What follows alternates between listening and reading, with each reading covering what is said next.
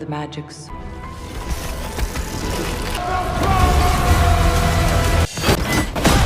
Skeletor took my family.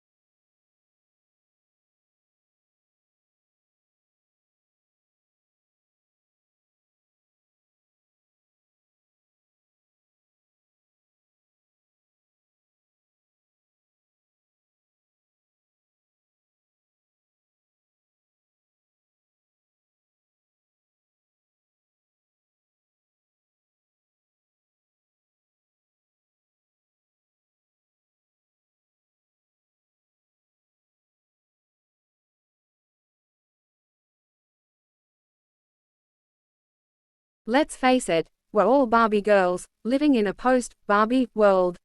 In the wake of the massive success of Greta Gerwig's droll deconstruction of the doll, Mattel quickly greenlit movies on just about every property in its catalog. Thomas the Tank Engine, Rock, M-Sock, M-Robots, you name it, it's getting the big screen treatment. The toy-to-film pipeline has officially become Hollywood's newest gold rush, and every boardroom executive is scrambling to find the next plastic property that can be transformed into cinematic gold. But Masters of the Universe is the first of this wave to actually hit theaters, and benefits considerably from having a story and lore a bit more attuned to a four-quadrant blockbuster, with its sword and sorcery fantasy and Star Wars-inspired sci-fi touches. Unlike a pair of boxing robots or a perpetually cheerful train, He-Man and the world of Eternia come with decades of mythology, comic books, animated series, and a devoted fanbase that spans multiple generations. Even so, the fundamental question remains: how do you adapt a toy line with larger-than-life characters like Ram Man, Skeletor, and Evil Lyn to the big screen without it being laughable? It's a challenge that has defeated filmmakers before. The 1987 Dolph Lundgren adaptation is remembered more as a cult curiosity than a successful translation of the property. The inherent ridiculousness of muscular men in fur underwear wielding laser swords while riding giant green tigers has always been the property's greatest asset and its biggest liability. In 2024, with audiences more sophisticated and more cynical than ever, threading this particular needle requires a delicate balance of sincerity and self-awareness. The Thor Ragnarok formula and its discontents. The tack that Mattel, and director Travis Knight's several great Laika films, plus the admirable Transformers spin-off, Bumblebee, have taken is to just glom the property onto the Thor Ragnarok formula, lean into its 80s kitsch, while throwing in enough irreverent jokes and postmodern winks at the audience to show us they're not taking this too seriously. It's a strategy that has worked for Marvel repeatedly, transforming potential embarrassments into billion-dollar properties by acknowledging their inherent silliness while still delivering emotional stakes and spectacular action. Problem is, that approach is a double-edged sword of power. When it works, it proves a rollicking underdog space adventure with genuine heart and spectacular visual imagination. When it doesn't, it feels like it's ashamed of what it truly wants to be, a sincere fantasy adventure that believes in its own mythology. This tonal inconsistency plagues Masters of the Universe throughout its runtime, creating a film that constantly undercuts its own emotional moments with quips and winks that suggest the filmmakers don't quite trust their audience to embrace the material without ironic distance. The Ragnarok approach works when filmmakers genuinely love the source material and use humor to make it more accessible, not to mock it. Taika Waititi's Thor film succeeded because beneath all the jokes and Led Zeppelin needle drops, there was genuine affection for the characters and commitment to their emotional journeys. Here, you can feel the tension between the creatives who want to tell a sincere hero's journey and the studio executives who fear that sincerity will be perceived as camp. Travis Knight, a director torn between worlds. Fittingly, that internal conflict mirrors the journey young Prince Adam Nicholas Galitzine, all pouty lips and big muscles, Happy Pride Month goes on in his journey to becoming He-Man. Knight, who proved with Kubo and the Two Strings and Bumblebee that he can balance heart and spectacle, feels constrained here by competing mandates. His best work has always embraced earnestness, the father-son relationship in Kubo, the boy and his robot friendship in Bumblebee, but Masters of the Universe seems terrified of that kind of vulnerability. You can see Knight's instincts fighting against the script in individual scenes. There are moments of genuine visual poetry, a slow-motion transformation sequence that treats Adam's metamorphosis into He-Man with the gravity of a religious experience, or a quiet moment where Adam looks at his reflection and sees both the boy he was and the hero he's supposed to become. These sequences have the contemplative beauty of Knight's Laika work, but they're invariably followed by a quip or a pop culture reference that deflates the emotion like a punctured balloon. The origin story, Eternia established and lost.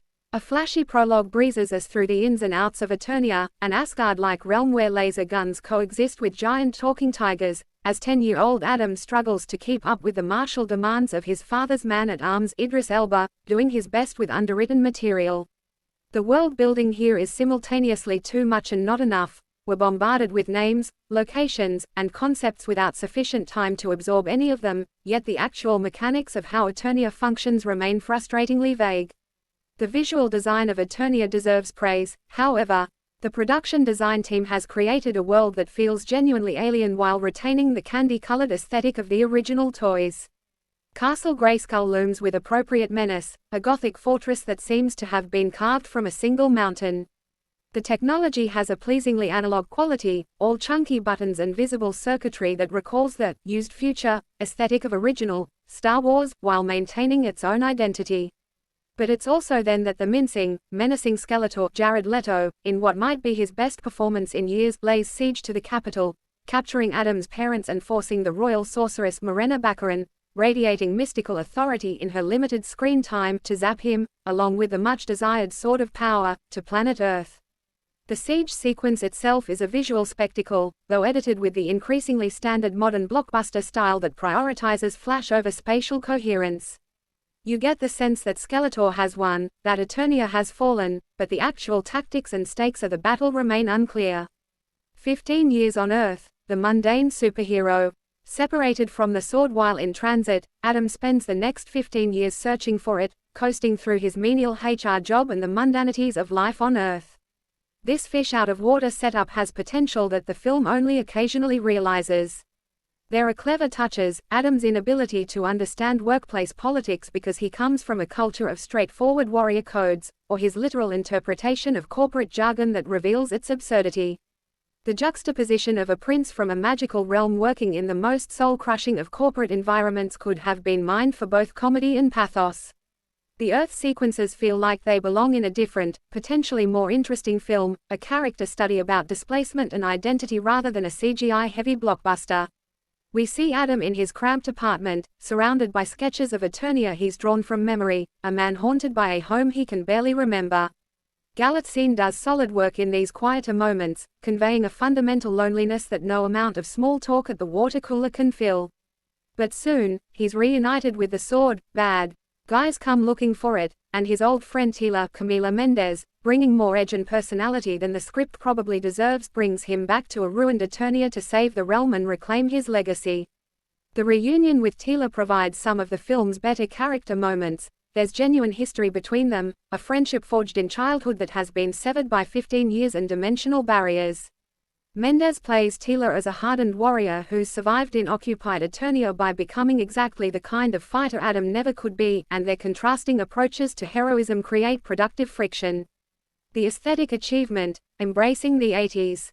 To its credit, Masters of the Universe leans hard into its 80s hair metal aesthetics in some delightful ways. Modern effects make Eternia look like a particularly glossy playset, and there's something genuinely joyful about seeing these designs realized with a straight face and a massive budget. The film understands that the original toys and cartoons had a specific visual language, bold primary colors, dramatic contrasts, exaggerated proportions, and it doesn't try to gritty them up or make them more realistic. Richard Sale's costume designs do their level best to adapt the various costumes into something workable while still retaining their cartoonish boldness. This is no small feat. The original He-Man costume is essentially a fur diaper and a leather harness, not exactly something you can translate directly to live action without inviting unintended laughter. Sale threads the needle by adding just enough detail and texture to make the costumes feel like they exist in three-dimensional space while preserving their iconic silhouettes. He-Man's costume in particular gets a clever redesign that suggests the fur and leather are actually advanced Eternian materials with protective properties, giving a practical justification for the impractical outfit. The supporting characters benefit even more from Sale's work. Skeletor's blue-skinned minions each have distinctive looks that translate their action figure counterparts while adding personality. Beastman looks genuinely feral and dangerous rather than like a guy in an orange fur suit. Triclops' three-eyed helmet becomes a piece of functioning technology rather than just a weird aesthetic choice.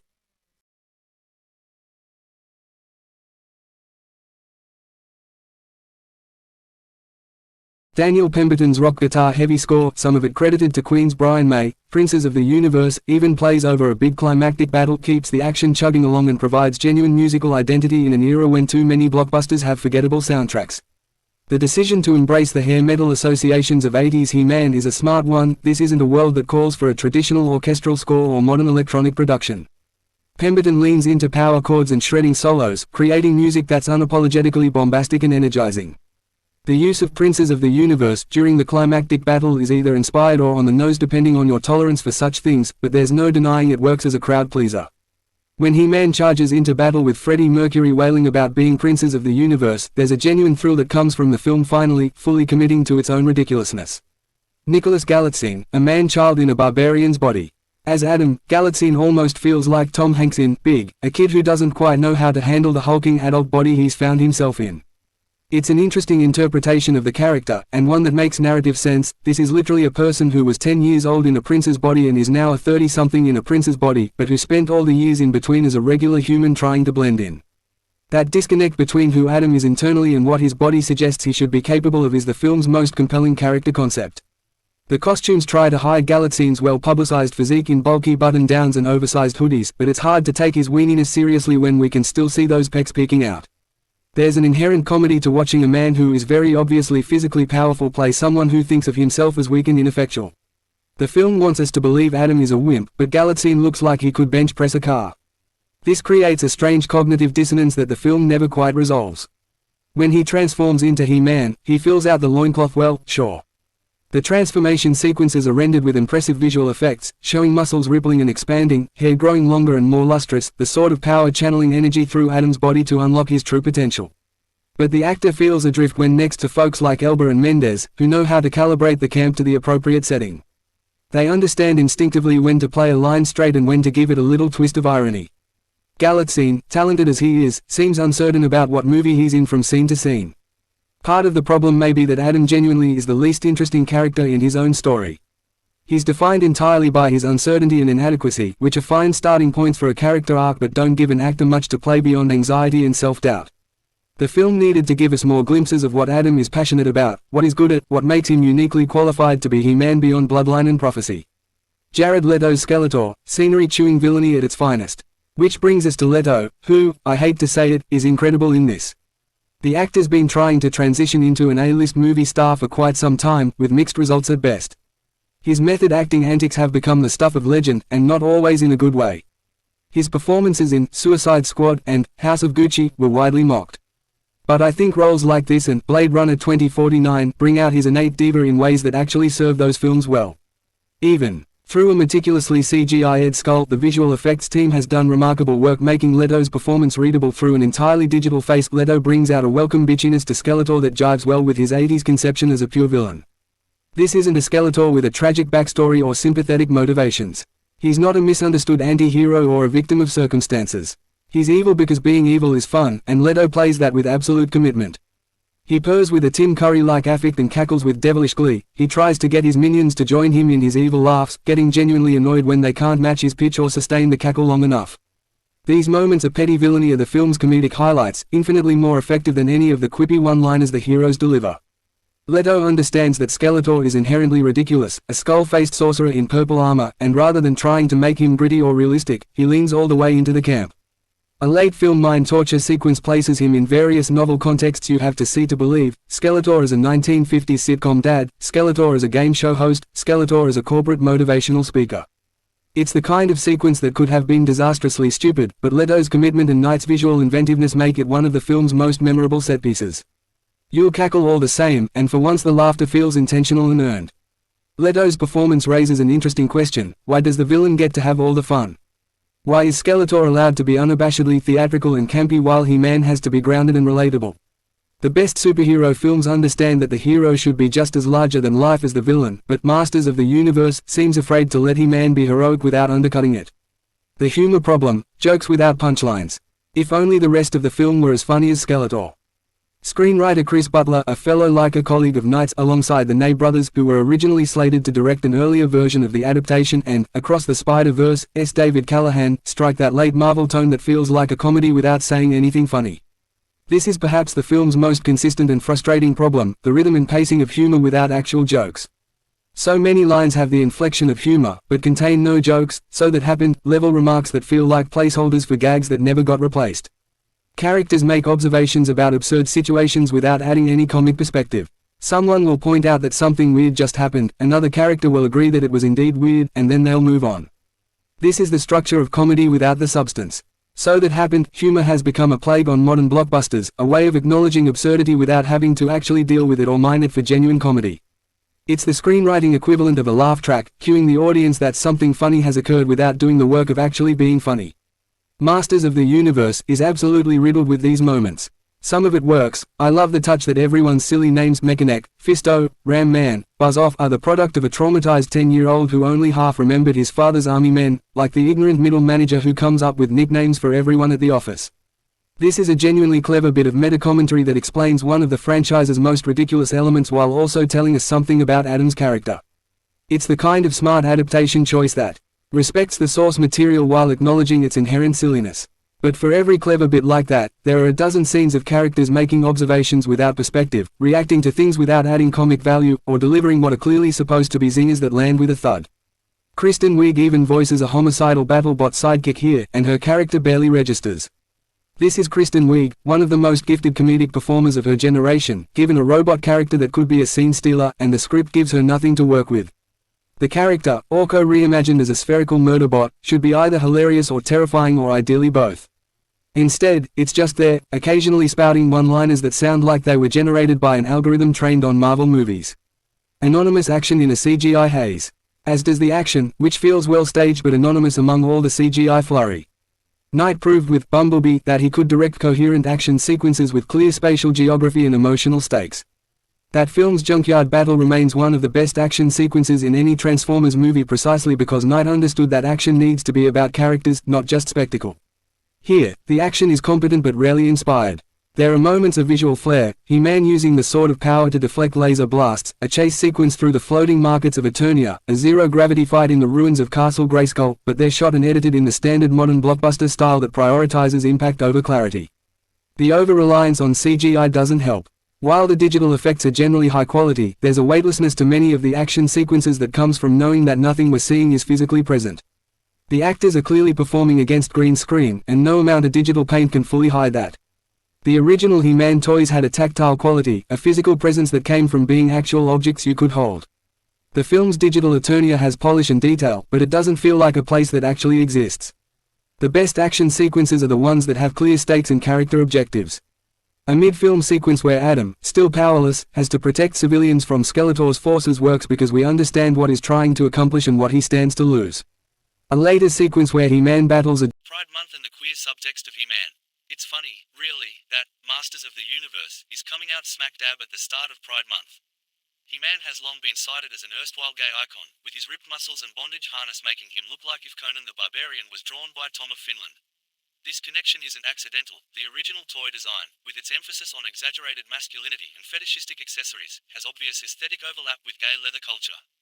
His alter ego, Adam, was a foppish, feminine man who always wore pink. His transformation felt akin to coming out.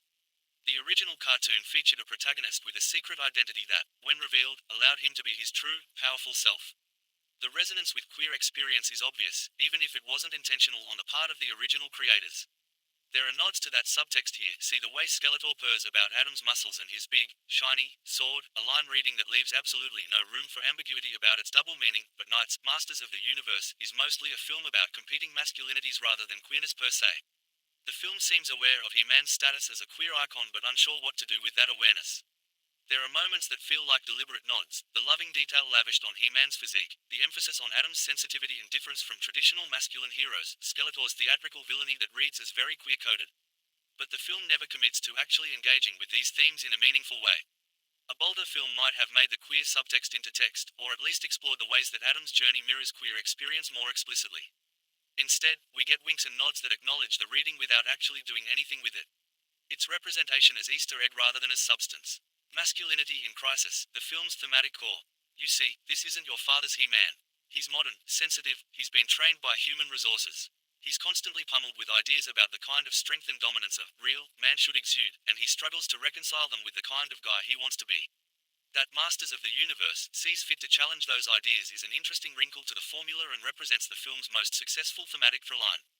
The conflict between different models of masculinity is genuinely relevant and potentially compelling. Adam represents a more modern, emotionally intelligent masculinity. He listens, he processes feelings, he tries to find non-violent solutions. He's been shaped by Earth culture, by HR training, by a world that, at least nominally, values empathy and communication. The warriors of Eternia, conversely, represent a more traditional masculine ideal: strength, dominance, the willingness to solve problems through violence.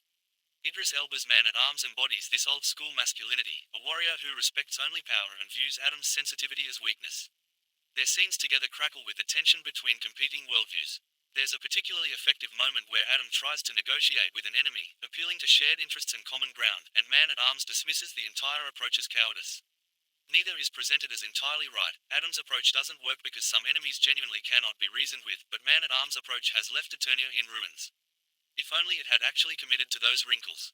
As with any note of sincerity in the piece, Knight and Company pulls back to the comfort of a joke or a rolled eye. The script sees Adam's HR training as both a hidden strengthener. Nod, in so many words, toward his pussification, a word I use deliberately because that's the subtext the film flirts with without quite saying. If being empathetic is the answer, why is the very approach couched in therapy speak and in conflict-avoidant HR representatives that the film itself treats as jokes? The movie wants to argue that Adam's different approach to masculinity is valuable and valid, but it can't resist undercutting him at every turn. His HR jargon is played for laughs. His attempts at conflict resolution are portrayed as naive. The film wants him to prove that you don't need to be a traditional alpha male to be a hero, but it doesn't quite believe it. The climax, contradicting your own message. And don't for a second think that the film's desire to grow Adam into a more well-rounded man will pay off in the climax. After all, we still gotta punch Skeletor real hard in the end. This is where the film's thematic aspirations completely collapse. After 2 hours of suggesting that there are different ways to be strong, different forms of heroism beyond physical violence, the climax is resolved through He-Man punching Skeletor really hard. There's a moment where it seems like the film might stick the landing. Adam, facing Skeletor, tries to appeal to whatever humanity might remain in his enemy. He talks about how they were both shaped by trauma, how Skeletor's desire for power comes from the same place as Adam's fear of inadequacy. For a brief, shining moment, it seems like Masters of the Universe might actually commit to its themes and have Adam win through empathy and understanding. Then He-Man punches Skeletor through a mountain and the film plays triumphant music and we're clearly supposed to cheer. Any pretense that this film was about redefining masculinity evaporates in a flurry of CGI debris. The final message seems to be that sensitivity and empathy are fine, but when it really matters, you need to hit things really hard. It's a profoundly contradictory conclusion that undermines everything the film has been building toward. A more thoughtful script would have found a way for Adam's unique qualities, his empathy, his creativity, his ability to see situations from multiple perspectives, to be the key to victory. Maybe he could have found a way to reach the humanity in Skeletor, or used his understanding of people to turn Skeletor's minions against him, or found a solution that didn't involve physical dominance. Instead, we get the most conventional climax imaginable. A film serving two masters. But much like Adam, Masters of the Universe is a film of competing identities. It wants to be the crowd-pleasing, audience-nudging, Easter egg having ode to the toy line that Mattel clearly desires, while also avoiding accusations of taking the whole thing too seriously. In so doing, it's a film that tries to serve two masters, and doesn't have the power to really honor either. The Easter eggs are here for longtime fans, references to characters and concepts from the extended He-Man mythology, cameos from obscure action figures, visual nods to iconic cartoon moments. There's a Battle Cat origin sequence that will delight fans of the original series. Glimpses of characters like Orko, Sorceress, and others suggest a larger universe that could be explored in sequels. The post-credits scenes, yes, plural, set up potential future installments with the kind of franchise-building mentality that has become standard in modern blockbusters. But these fan service elements sit awkwardly alongside the film's ironic distancing. The movie wants credit for including deep-cut references while also making sure we know it's not taking any of this too seriously. It wants to have its eat-in cake and eat it, too. The result is a film that never quite gels into a coherent whole. Individual elements work in isolation. Leto's Skeletor is genuinely great. The production design is often stunning. There are themes about masculinity that could have been interesting if developed, but they don't come together into a satisfying experience. It's a film assembled from parts that don't quite fit, like a toy put together with pieces from different sets. The post-Barbie landscape, lessons not learned. Masters of the Universe suggests that Hollywood learned the wrong lessons from Barbie. Gerwig's film worked not because it winked at the audience or maintained ironic distance from its source material, but because it genuinely engaged with what Barbie means as a cultural object. It took the doll seriously enough to interrogate her, to explore her contradictions, to use her as a lens for examining larger questions about gender, identity, and consumerism. Masters of the Universe thinks the lesson of Barbie was be irreverent and self-aware, when the actual lesson was be thoughtful and commit to your premise. Gerwig's film is funny because it has genuine perspective, not because it's embarrassed of its source material. It earns its emotional moments because it believes in them, not despite believing in them. The Mattel cinematic universe, if that's what we're calling this wave of toy-based films, will succeed or fail based on whether future entries understand this distinction. A Thomas the Tank Engine movie could be genuinely interesting if it engaged with what Thomas means, ideas about labor, individuality within systems, the tension between usefulness and personhood. A Rock, M-Sock, M-Robots movie could explore competition, violence as entertainment, the dehumanization inherent in turning conflict into a game. Or these films could just be Ragnarok-style action comedies with occasional winks to the source material, which seems to be the path Masters of the Universe has chosen. That's not necessarily a disaster. Ragnarok is a genuinely good movie, after all, but it's a missed opportunity to do something more interesting. Technical achievements worth noting. Despite its narrative and tonal issues, Masters of the Universe deserves credit for its technical execution in several areas. The visual effects, provided by multiple houses including Weta Digital and ILM, are generally impressive. The digital rendering of Eternia creates a world that feels both alien and lived in, with attention to detail in the backgrounds and environments that reward repeat viewing. The decision to make Skeletor entirely CGI was a gamble that pays off thanks to both the quality of the effects and Leto's motion capture performance. Unlike some digital characters that feel weightless and detached, Skeletor has genuine presence and physicality. The effects team has done excellent work translating human performance into skeletal features, maintaining emotional readability while creating something genuinely otherworldly. The sound design by Dane Davis creates an immersive sonic landscape that blends the organic and the technological. The Sword of Power has a distinctive audio signature, part lightsaber hum, part medieval blade ring, that makes it feel like a real object with weight and power. The various creatures and aliens of Eternia each have unique vocalizations that help differentiate them and make the world feel populated and diverse. Cinematographer Claudio Miranda, who won an Oscar for Life of Pi, brings visual sophistication to the material. His use of color is particularly noteworthy. Eternia is bathed in saturated, almost psychedelic hues that recall the original toys while feeling cinematic rather than childish. The Earth sequences, by contrast, are shot in muted, realistic tones that emphasize the dreariness of Adam's existence before he reclaims his destiny.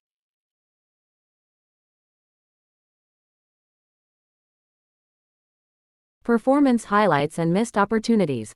Beyond Leto's Skeletor, the supporting cast delivers workmanlike performances with material that rarely challenges them. Idris Elba brings gravitas and authority to Man-at-Arms, though the character is underwritten and serves primarily as a dispenser of warrior wisdom and a representative of old-school masculinity. You can sense Elba doing more with the role than is on the page, finding small moments of paternal warmth beneath the gruff exterior. Camila Mendes makes Tila more interesting than she has any right to be. The character could easily have been a generic action girl or love interest, but Mendes plays her as someone genuinely hardened by years of resistance fighting, someone who has had to make impossible choices and live with the consequences. Her Tila has seen friends die, has been forced to compromise her ideals to survive, and resents Adam for disappearing when Eternia needed him most. The film needed more of this dynamic. Morena Baccarin's sorceress is sadly underutilized, appearing primarily in the prologue and in brief hologram communications. Baccarin brings ethereal authority to the role, and there are hints of an interesting character, a powerful being bound by cosmic rules and responsibilities, but she's never given enough screen time to develop. The supporting villains are a mixed bag. Evil Lynn, played by Janelle Monáe in a surprise casting choice, is a standout, bringing eerie calm and strategic intelligence to Skeletor's second-in-command. Beast Man and Trapjaw are primarily CGI creations with limited personality, though their designs are impressive. Triclops gets a memorable action sequence that showcases his unique vision-based powers. What could have been? The darker, stranger alternative. In researching this film, one discovers that earlier drafts of the script went in significantly different directions. One version, written by David S. Goyer, reportedly took a darker, more serious approach, treating Eternia like a genuine fantasy realm with complex politics and moral ambiguity. Another version, from the Ney brothers before they left the project, emphasized comedy more heavily and set more of the action on Earth. The final film feels like an uneasy compromise between these various visions, and one can't help but wonder what a more singular approach might have yielded. A genuinely dark He-Man film, something closer to Conan the Barbarian, or The Witcher, could have worked if it committed fully to the fantasy elements and treated the material with utmost seriousness. The camp and silliness would have emerged naturally from the premises without needing to be highlighted and winked at. Alternatively, a full comedy that embraced the absurdity completely, something closer to Thor, Ragnarok, or even the Lego Movie, could have worked if the jokes were actually funny and the film found genuine comic perspective rather than just acknowledging weirdness. What doesn't quite work is the middle path the final film attempts, trying to be both serious and funny, epic and ironic, committed and detached. It's a film that wants to appeal to everyone and ends up fully satisfying no one. Masters of the Universe is not a bad film, exactly. It's competently made, occasionally visually stunning, and features at least one genuinely great performance in Leto's Skeletor. There are moments where you can see the better film it might have been, where the themes align with the action and the humor actually works. For children and casual audiences looking for colorful fantasy action, it will likely suffice as adequate entertainment. But for a property with as much potential as He-Man, adequate feels like a disappointment. This should have been an opportunity to do something genuinely interesting with ideas about masculinity, identity, and heroism. The framework is there, a hero who succeeds not by being the strongest or the most dominant, but by being empathetic and creative and willing to challenge traditional power structures. Instead, we get a film that's afraid of its own premise, that constantly undercuts itself with irony and winks, that builds toward thematic resolution it doesn't have the courage to deliver. It's a film with the power of Grayskull at its disposal that chooses to use that power to strike a safe, calculated pose rather than actually transform into something special.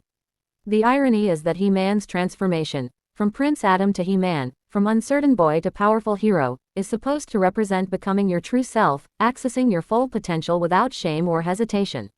Masters of the Universe, the film never undergoes that transformation.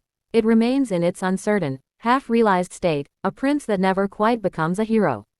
For all its talk about redefining what strength means, Masters of the Universe lacks the strength to be what it actually wants to be. It's a film serving two masters, art and commerce, sincerity and irony, fans and general audiences, and in trying to please both, it doesn't have the power to truly honor either. By the power of Grayskull, it should have been more.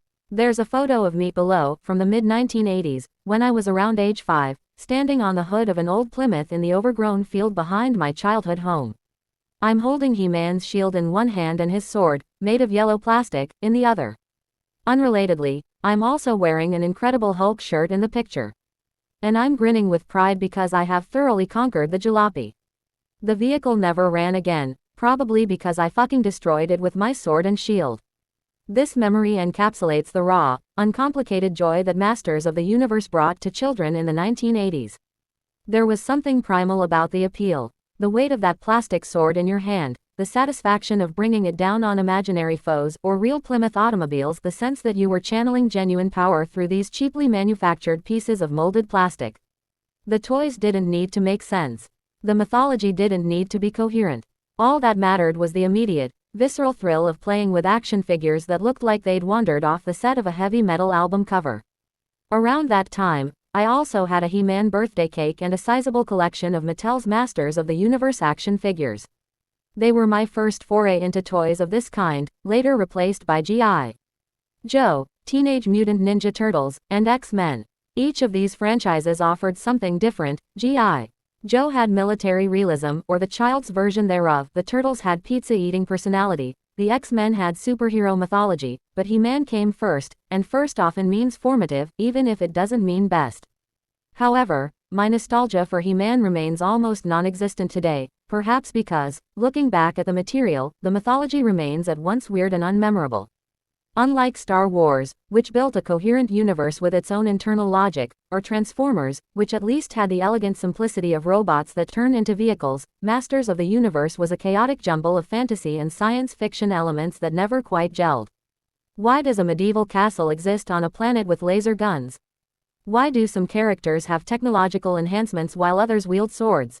What exactly is the relationship between Eternia and Earth? These questions didn't matter when you were 5, but they become glaring in retrospect. And neither the popular animated series nor the 1987 film, Masters of the Universe, starring Dolph Lundgren and Frank Langella, holds up well. The animated series, produced by Filmation, was notoriously cheap, recycling animation constantly and featuring the same reaction shots over and over. The stories were formulaic to the point of parody. Skeletor hatches a plan, He-Man stops it, everyone laughs at the end. The 1987 film, despite Langella's committed performance as Skeletor, made the baffling decision to set most of the action in suburban California rather than Eternia, apparently to save money on sets and effects. Both versions of the franchise feel like missed opportunities, products that never lived up to the potential suggested by the striking visual design of the toys themselves. Mattel's $200 million gamble, reviving a dormant franchise. Over the years, Mattel has tried to revive the toy line and cartoon multiple times with varying degrees of success. There was the 2002 animated series, which attempted to create more sophisticated storytelling while maintaining the aesthetic of the original. There have been several comic book runs, some quite good, that tried to build coherent mythology from the scattered elements. There have been endless rumors of movie reboots, with directors and stars attached and then departing as projects fell into development hell.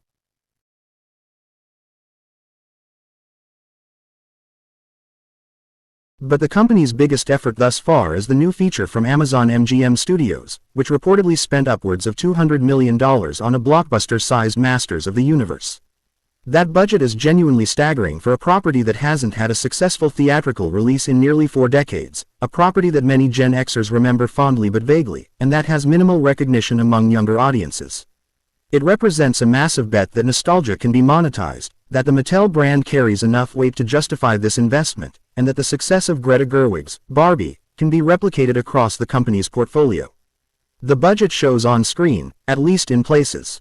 This is clearly an expensive movie, with elaborate sets, extensive visual effects, and a cast of recognizable actors who presumably didn't come cheap.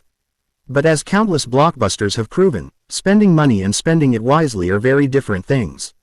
A $200 million budget means this film needs to gross $500 million plus worldwide just to break even, a tall order for a property without the built-in audience of Marvel or Star Wars.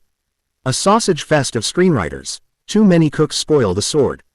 If the 1980s versions of this franchise unabashedly targeted the pre-adolescent boy demographic, the new iteration has been reconfigured by a sausage fest of credited screenwriters, Chris Butler, Aaron Ney, Adam Ney, and David Callahan, to adopt a more conventional mold. 4 credited screenwriters is rarely a good sign. It typically indicates either extensive rewrites or competing visions that never quite reconciled. In this case, you can feel the different sensibilities pulling the movie in different directions.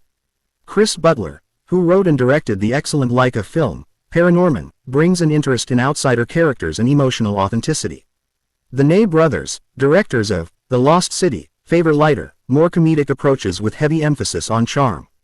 David Callahan, who worked on Spider-Man, Across the Spider-Verse, and several Marvel projects, understands franchise building and Easter eggs. On paper, this combination could work. In practice, their contributions feel like they're canceling each other out rather than complementing each other. The movie also incorporates the last 3 decades of ironic reassessment. The series' very 1980s obsession with bulging muscles, the loincloth-centric costumes, all of which look like rejected designs from Zarda's 1974, the vague eroticism between He-Man and several characters, including his nemesis, Skeletor, and the eccentricities of the cartoon, from the many heads thrown back in laughter to the bizarre characters, all of which started first as action figures, Stinkor, Mantenna, etc., around which the writers built a lame storyline. The Zarda's comparison is particularly apt. That 1974 Sean Connery film has become a cult classic precisely because it commits so thoroughly to its bizarre aesthetic choices, the red diapers, the stone head, the utterly insane mythology. It's ridiculous, but it believes in its ridiculousness completely. Masters of the Universe, conversely, wants to have it both ways. It wants the striking visuals of characters in loincloths and bondage harnesses, but it also wants to wink at the audience to assure us that it knows how silly this all is. This tension between commitment and ironic distance plagues the entire production. The homoerotic subtext of the original series has been well documented and celebrated, particularly within LGBTQ+ communities. He-Man, with his oiled muscles and leather accessories, looked like he belonged in a Tom of Finland illustration. His secret identity, as Prince Adam, a more feminine, softer character, and his transformation into his true, powerful self resonated with queer experiences of closeting and coming out. The new film acknowledges this reading with various nods and winks, but doesn't actually do anything interesting with it beyond acknowledgement. Its representation is Easter egg rather than substance. The 4-quadrant failure, pleasing everyone, satisfying no one. Despite its origins, Masters of the Universe sets out to become a 4-quadrant feature, appealing to everyone, and in that, no one in particular. 4-quadrant is industry speak for a film that appeals to all demographics, young and old, male and female. It's the holy grail of blockbuster filmmaking, the Marvel formula that prints money. But achieving it requires either a universal story told with exceptional craft, think The Incredibles, or a property with such broad existing appeal that all demographics are already invested, think Star Wars. Masters of the Universe has neither. The property skews heavily toward Gen X men who played with the toys as children. Attempts to broaden that appeal feel calculated rather than organic.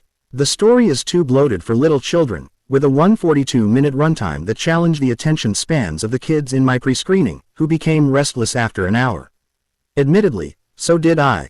That runtime is genuinely excessive for this type of material. For comparison, Raiders of the Lost Ark runs 115 minutes. The Incredibles is 115 minutes. Spider-Man Into the Spider-Verse is 117 minutes. These films tell complete, satisfying stories with strong character arcs in significantly less time. Masters of the Universe uses its extra runtime to add subplots that go nowhere, action sequences that don't advance the story, and world building that never pays off. There's a fundamental principle of screenwriting. Every scene should either advance the plot or develop character, and ideally both. Too many scenes here do neither, existing only to show off expensive effects or include references to the source material. Children in particular need tighter pacing. Their attention spans aren't deficient. They can watch Encanto repeatedly without losing focus, but they need narrative momentum, a sense that the story is always moving forward. Masters of the Universe frequently stalls out, lingering on moments that don't earn the emphasis, meandering through subplots that feel like they belong in a different movie. By the hour mark, the kids in my screening were getting restless, asking when it would be over, requesting bathroom breaks. These are bad signs for a film hoping to launch a franchise. Lacking distinction.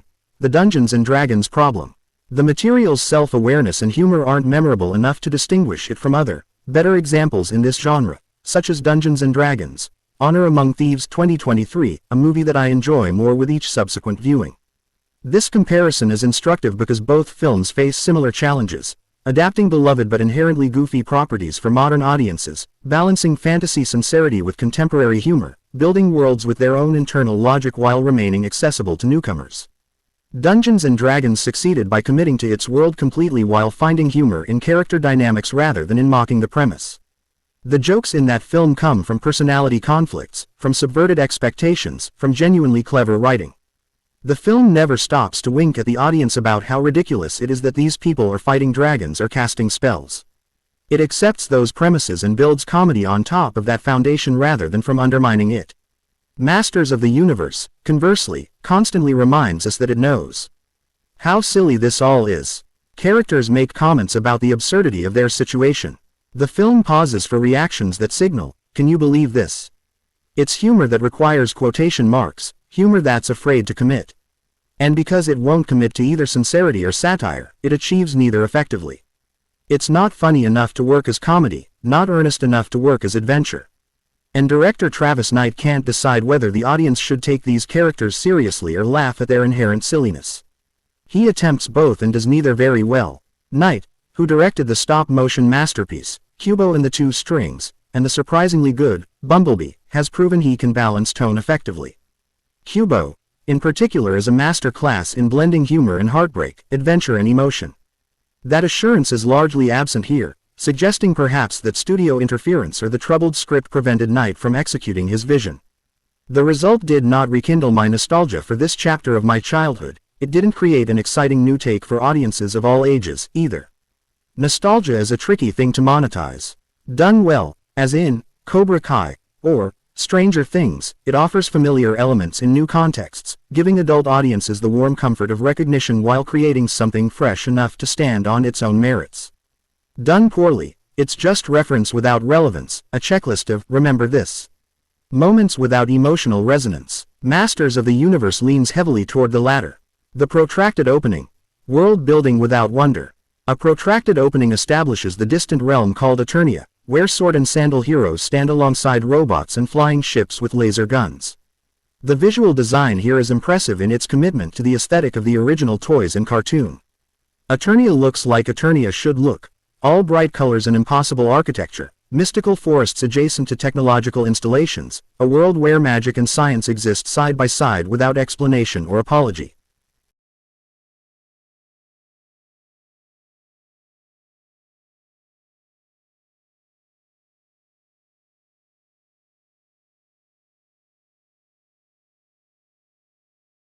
But visual design isn't the same as world building. We see Eternia, but we never understand it. How does this society function? What's the relationship between the technological and magical elements? What do people do when Skeletor isn't attacking? The film gestures toward larger mythology without actually building it. We're told Castle Grayskull is important, but we never understand why. We see various kingdoms and territories, but they're not differentiated in any meaningful way. Compare this to the opening of The Lord of the Rings, The Fellowship of the Ring, which in a few minutes of prologue establishes the history of the ring, the nature of Sauron, the cultures of Middle-earth, and the stakes of the story. Or the opening of Star Wars, which through visual storytelling alone establishes the Empire's dominance, the rebellion's desperation, and Vader's menace. Masters of the Universe throws information at us without context or stakes, assuming our familiarity with the property will fill in the gaps. Eternia's resident baddie, Skeletor, voiced by Jared Leto, doing an R-rolling master thespian thing, wants the Sword of Power, which imbues its wielder with, as you might guess, power. Leto's voice performance is genuinely committed. He's clearly having fun with the theatrical villainy, rolling his R's, cackling with abandon, chewing scenery that doesn't exist because his entire character is CGI. It's the kind of performance that works in animation or voice acting precisely because it would be too much in live action. Leto understands the assignment and delivers accordingly. But it's kept in Castle Grayskull, home of King Randor, James Purefoy, who's disappointed by his son, Adam, Artie Wilkinson Hunt, a young boy more interested in goofing around than learning to fight. The father-son dynamic here is meant to be the emotional core of the story, a disappointment that Adam must overcome, a relationship he must heal. But it's so perfunctory, hitting the expected beats without earning them, that it never resonates. We've seen this story countless times, the son who disappoints the father, the hero who must prove himself. Unless you bring fresh perspective or emotional specificity, it's just going through motions. When Skeletor attacks the castle and proves victorious, the Enchantress, Morena Baccarin, the magically inclined protector of Grayskull, sends Adam away to Earth along with the coveted sword. This is a clear Superman parallel, the child sent from his dying world to Earth, carrying with him the legacy of his people.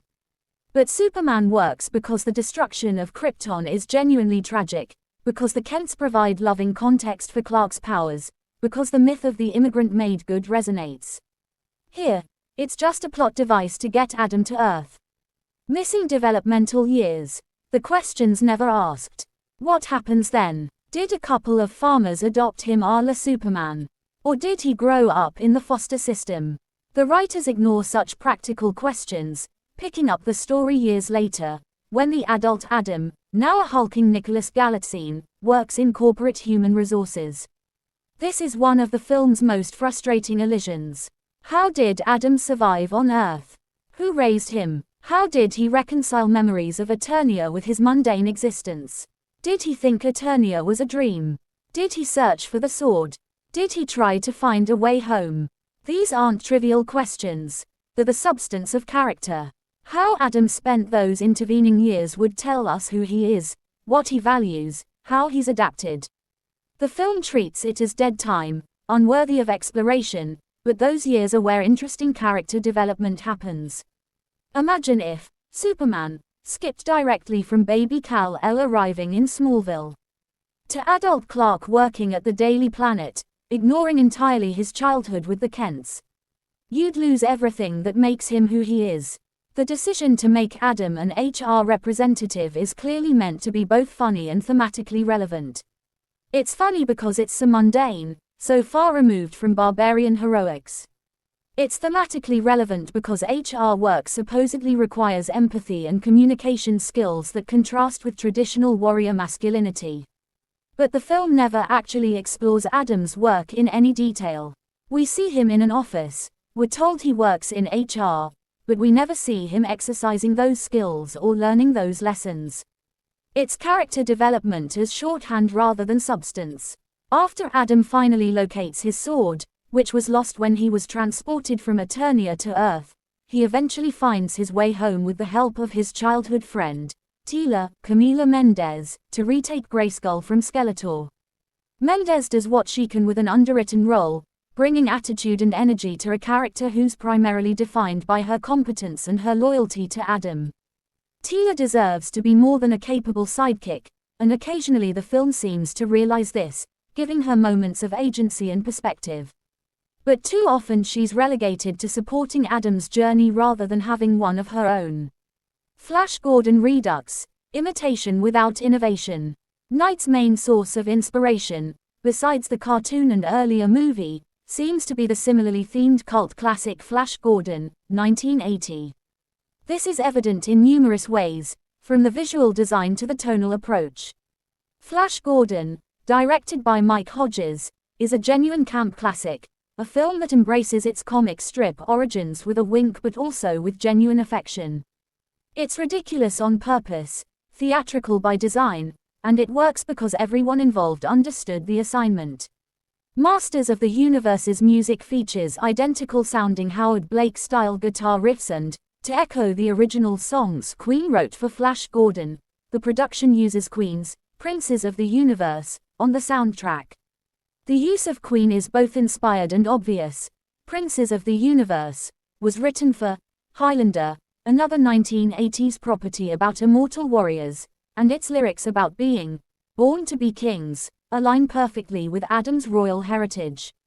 When it plays during the climactic battle, it provides genuine energy and excitement, a moment where the film's various elements actually click together. But borrowing Queen's music is easier than capturing Flash Gordon's tone. That film worked because it committed completely to its camp aesthetic, because it was made by people who understood camp requires precision and timing, not just garishness. Every element of Flash Gordon, the costumes, the performances, the dialogue, the music, works in concert to create a specific effect. Masters of the Universe borrows surface elements without understanding the underlying craft. Standard blockbuster filmmaking, anonymous and expensive. In other areas, Knight directs a conventional franchise movie with choppily edited and CGI-heavy battle scenes full of anonymous violence, lifeless chase sequences, digital backdrops resembling video game environments, and shameless product placements for Coca-Cola and Amazon. This is perhaps the most disappointing aspect of the film, that a director with Knight's demonstrated visual sensibility has made something so visually generic. Modern blockbuster action has developed a house style that's efficient but artless, rapid cutting, constant camera movement, CGI effects layered so thickly that nothing feels physically present, color grading that reduces everything to a few dominant hues. It's a style designed to create the impression of spectacle without requiring the precision of actual stunt work or the spatial clarity of well-choreographed action. And it's a style that Masters of the Universe embraces wholeheartedly. The battle scenes are confusing rather than exciting. Characters move through space in ways that defy physics and geography. We see impacts without understanding what's being impacted. Armies clash, but we never get a sense of tactics or stakes. It's the video game comparison that's most apt. These action sequences feel like cutscenes from a game, beautifully rendered but non-interactive, spectacular but meaningless. When nothing on screen is physically real, when every element is digital, action loses weight and consequence. The chase sequences fare no better. There's an extended sequence involving flying vehicles through Eternia that should be thrilling but instead feels rote, hitting beats we've seen in countless other films without adding anything distinctive. Another chase through an Eternian marketplace recalls similar scenes in everything from Indiana Jones to Star Wars, but without the craft or creativity that made those sequences memorable. The VFX sometimes look impressive. At other times, they look cheap and generic. This is the danger of heavy CGI dependence. When it works, it's invisible, but when it doesn't, it's distractingly bad. There are shots in Masters of the Universe where the digital effects are genuinely impressive, where Eternia looks like a real place with weight and texture. There are other shots where characters look pasted onto backgrounds, where the lighting doesn't match, where the physics seem wrong. The inconsistency is jarring and suggests either rushed production schedules or insufficient budget for the scope attempted. Product placement in Eternia. Shameless corporate synergy. The shameless product placements for Coca-Cola and Amazon are particularly egregious given the film's distributor and the current corporate landscape. Amazon MGM Studios releasing a film with prominent Amazon product placement is synergy so blatant it borders on parody. There's a scene where characters drink Coca-Cola on Earth, complete with lingering shots of the can and logo. It's jarring and unnecessary, pulling the audience out of the fantasy to remind us we're watching a corporate product designed to sell other corporate products. Product placement has become ubiquitous in blockbuster filmmaking, but there are degrees of integration. In Iron Man, Tony Stark driving an Audi feels consistent with his character. He's a billionaire who would drive an expensive car, and the specific brand adds character detail. In Transformers, the focus on specific car models makes sense given that the robots turn into vehicles. But what character or story purpose does Coca-Cola serve in Masters of the Universe? It's just advertising, pure and simple, a reminder that this film exists primarily as a delivery mechanism for brand messaging. Fortunately, Knight's production also offers practical effects and prosthetics for some characters, most memorably the cyborg trap jaw. When the film uses practical effects and actual costumes, there's a tangible improvement in presence and impact. Trapjaw, realized through prosthetics and mechanical effects, feels like he occupies Richard Sale's costumes, visualizing the absurd. Knight's secret weapon is costume designer Richard Sale, who visualizes the inherently absurd look of these characters, for better or worse, intangible garb. Sale faced a genuinely difficult challenge. How do you translate costume designs that worked as action figures and cartoon characters into something actual human beings can wear? The original He-Man costume is essentially a fur speedo and leather harness, iconic in two-dimensional form, potentially ridiculous in reality. Sale's solution is to add just enough detail and texture to make the costumes feel like they could exist in a functional world while maintaining their iconic silhouettes. He-Man's fur loincloth gets subtle patterning and layering that suggests it's not just fur but some kind of advanced Eternian material. The leather straps get decorative elements that make them feel like ceremonial armor rather than bondage gear. It's a delicate balance, and Sale navigates it better than anyone probably could. The supporting characters benefit even more from Sale's work. Skeletor's minions each have distinctive looks that translate their action figure counterparts while adding personality and function. Beastman's fur and armor suggest a feral warrior culture. Trapjaw's mechanical components look like they were built and maintained, not just rendered. Evil Lynn's costume walks the line between sorceress and warrior effectively.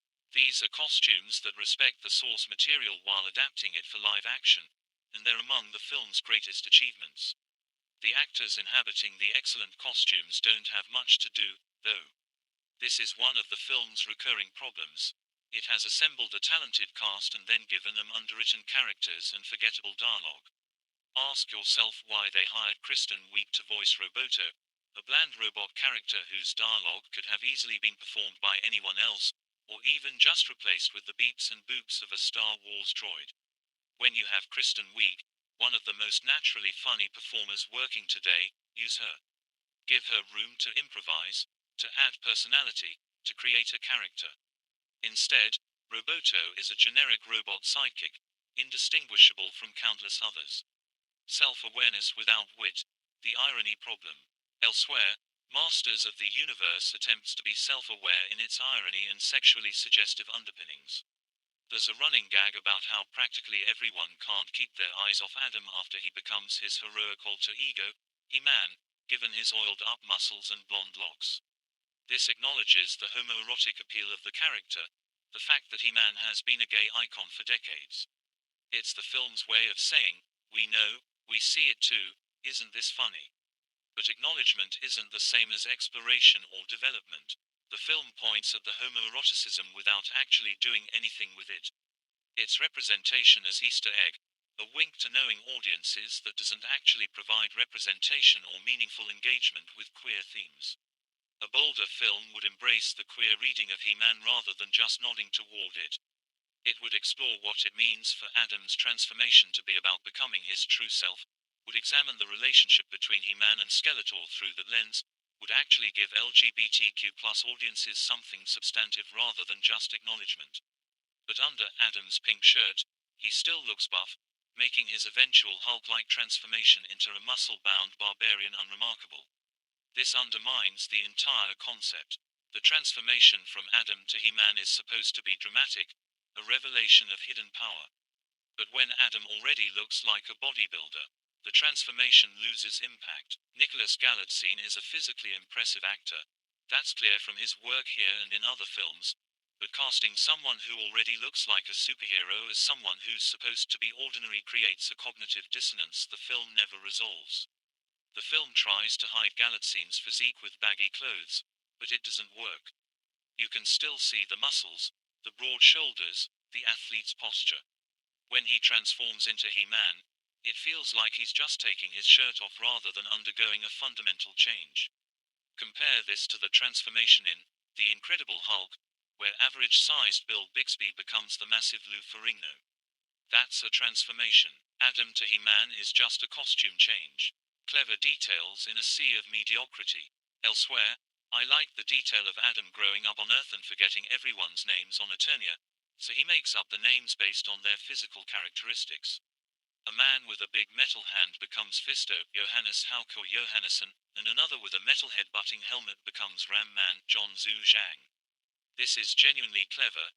It explains one of the franchise's most ridiculous elements: why is everyone named after their most obvious characteristic?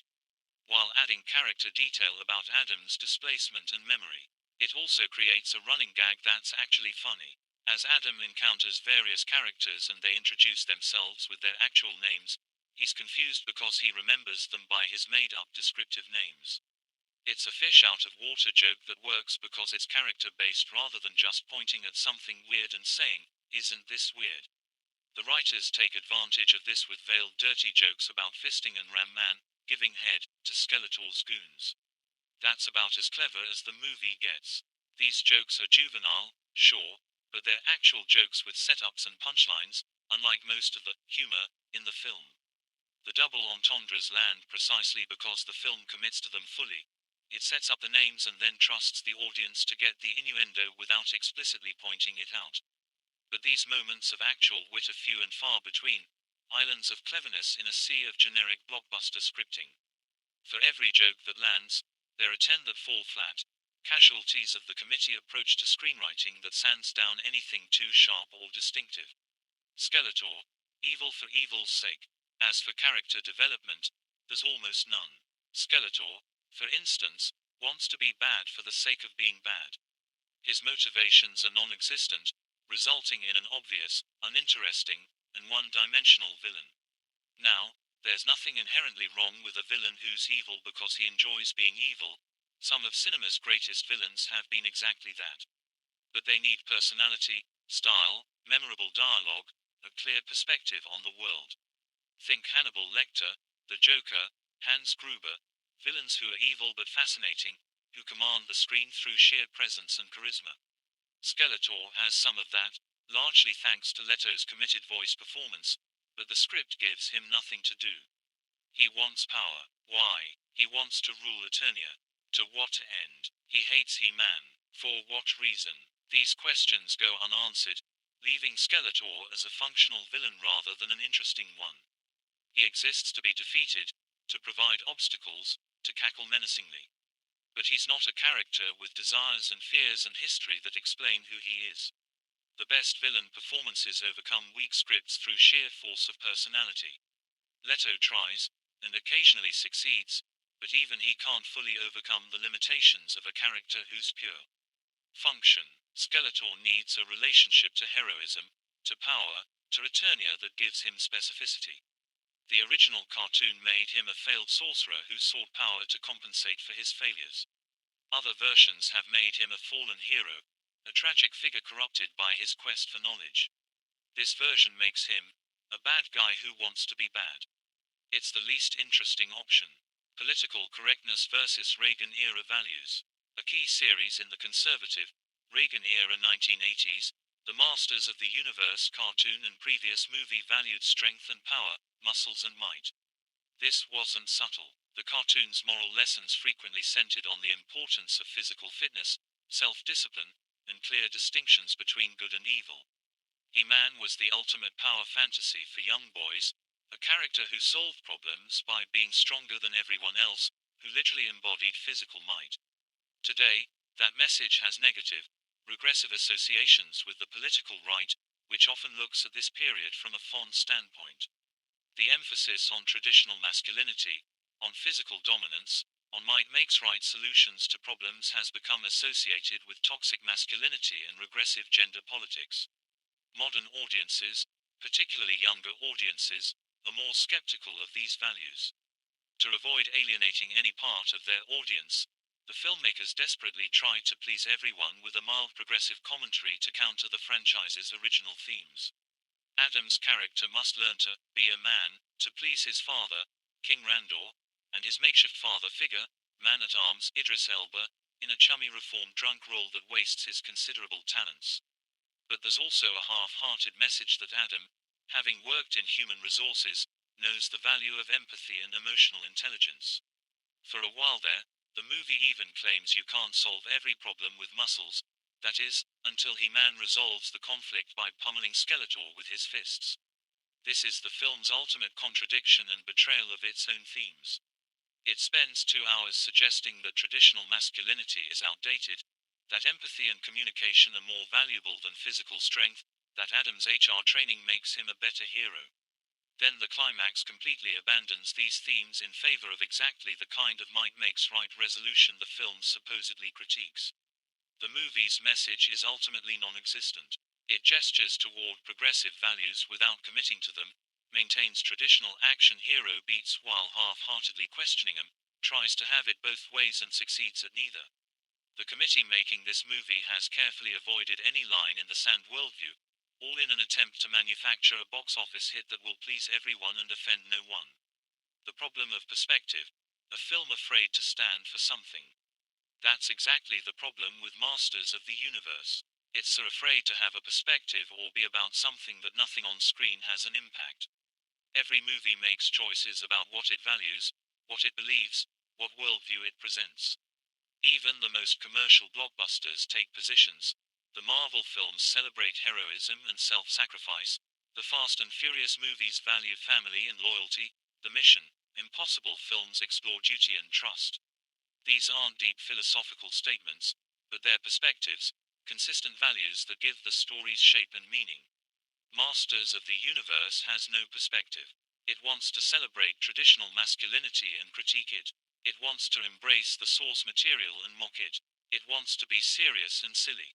It wants to please children and adults, men and women, conservatives and progressives. In trying to be all things to all people, it becomes nothing to anyone. This is not to say every movie must have a substantive message. Sometimes, a mindless adventure is enough. Mad Max, Fury Road, isn't about anything particularly deep. It's a chase movie with straightforward themes about survival and redemption. But it has a clear perspective, a distinct visual style, a commitment to its premise that makes every frame compelling. You always know what kind of movie you're watching and what it values. However, even on those terms, there's no tension or danger here because Skeletor is never all that menacing, and Adam alternates between self-parody and earnest heroism. Tension requires stakes, requires the possibility of failure, requires us to care about the outcome. But we never believe Adam is in real danger because the film constantly reassures us that none of this really matters, it's all just silly fun. We never invest in his journey because the film itself doesn't seem to invest in it. Emotional beats that don't land. None of the emotional beats land, not the many father-son dynamics nor the hero's journey. The father-son relationship between Adam and Randor should be the emotional core of the story. A son seeking his father's approval, a father learning to value his son's unique qualities, eventual reconciliation and mutual respect. This is classic mythological territory, the stuff of Joseph Campbell's hero's journey. But it feels perfunctory here, going through the expected motions without earning the moments. We're told Randor is disappointed in Adam, but we never really feel it. We're told Adam seeks his father's approval, but we don't see how the desire shapes his choices. The eventual reconciliation happens because the script says it's time for reconciliation, not because the characters have actually grown or changed. It's character development as checklist rather than as organic evolution.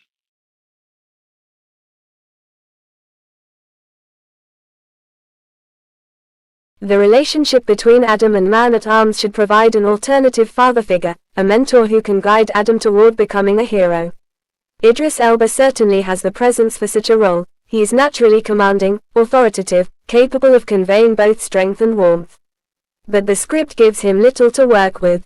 Man-at-Arms is gruff, then supportive, then gruff again, changing as the plot requires rather than following a consistent character arc.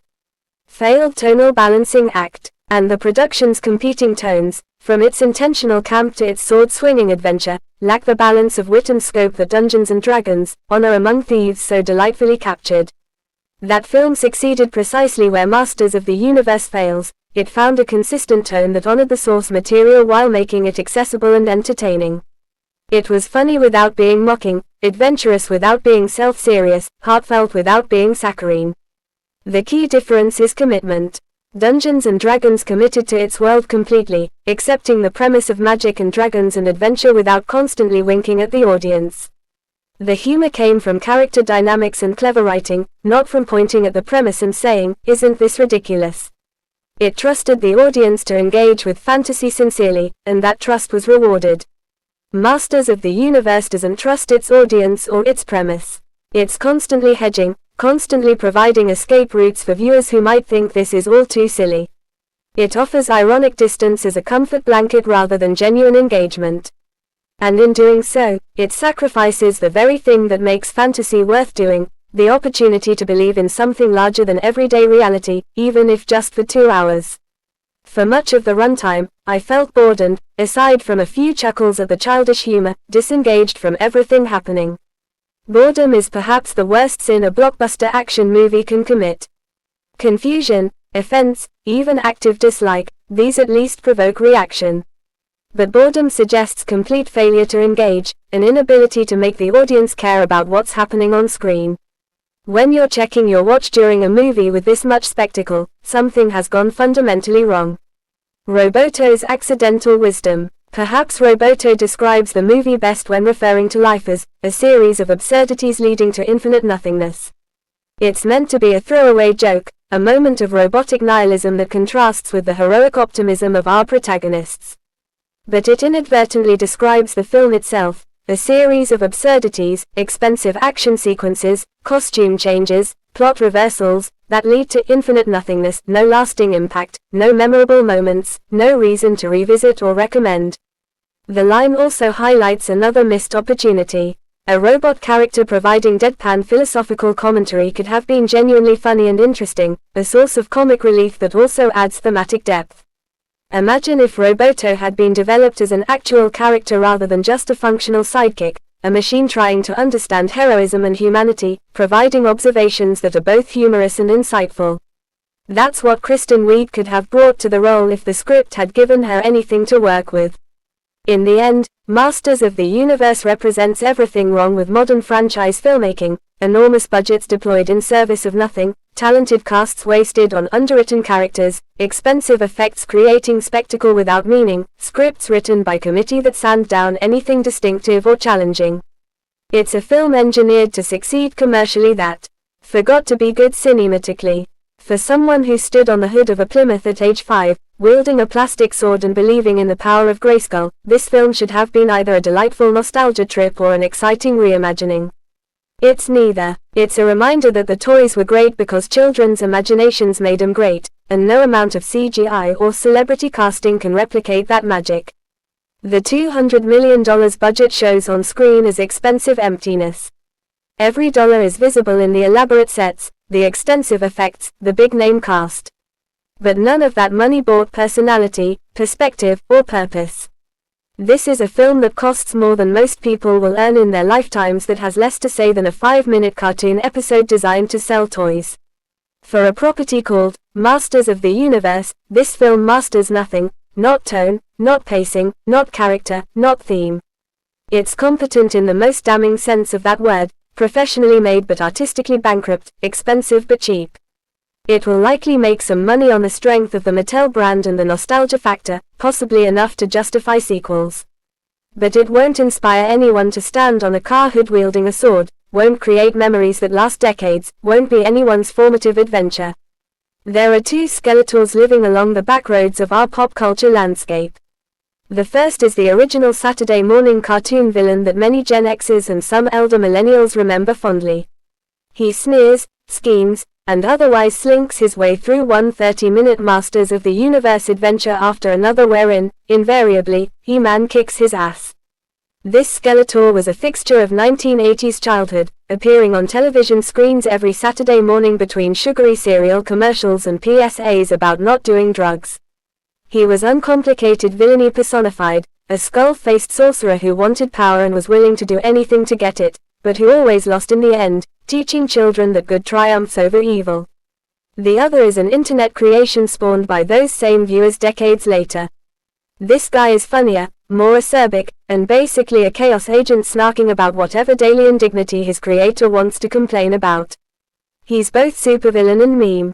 This Skeletor appears in Twitter threads and Instagram posts, commenting on everything from workplace frustrations to political scandals, his distinctive skull face and purple hood making him instantly recognizable. "Joke's on you, I'm into that shit," he declares in one popular meme format. In another, he dispenses genuinely good life advice before cackling, "Naya." This meme Skeletor is beloved precisely because he's been reclaimed and recontextualized by adults who grew up with him, transformed from a simple cartoon villain into a surprisingly versatile vehicle for commentary and humor. These two Skeletors represent fundamentally different relationships with nostalgia and childhood properties. The original exists in the amber of memory, a simple product of simpler entertainment designed to sell action figures to children. The meme version is a knowing, ironic engagement with that past, an acknowledgement that we can love these silly things from our childhood while also recognizing their absurdity. The question facing any modern adaptation of Masters of the Universe is, which Skeletor do you make a movie about? Or can you somehow make a movie that honors both? The foundational tension, Saturday morning cartoon versus postmodern comedy. The modest joys and bigger foundational issues inherent in Travis Knight's Masters of the Universe movie, out this weekend, is that it attempts to be both things, the cute and relatively ancient kids cartoon that many young kids today don't even have parents young enough to remember, and the postmodern comedy aware of its own silliness. This fundamental tension runs through every frame of the film, creating a viewing experience that's simultaneously entertaining and frustrating, charming and calculated. The film wants to deliver the straightforward adventure storytelling of the original series, heroes fighting villains, good triumphing over evil, clear moral lessons, while also winking at adult audiences about how silly all of this is. It wants children to engage sincerely with He-Man's heroism while also making sure their parents know that the filmmakers are in on the joke. This dual mandate creates a movie at war with itself, unable to fully commit to either approach.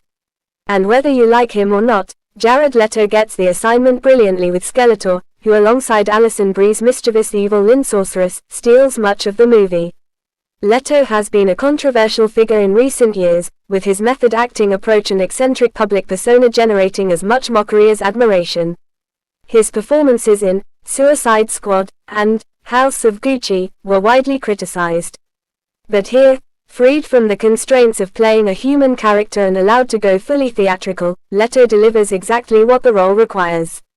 This can include traditional Saturday morning moments where Skeletor cackles to himself endlessly about his wicked intentions, voice rising in pitch as his evil laughter echoes through Castle Grayskull. These moments feel lifted directly from the cartoon, pure camp villainy that makes no apologies for its silliness. Leto commits to these scenes completely, finding genuine menace in the absurdity, making Skeletor feel like a legitimate threat despite, or perhaps because of, his theatrical presentation.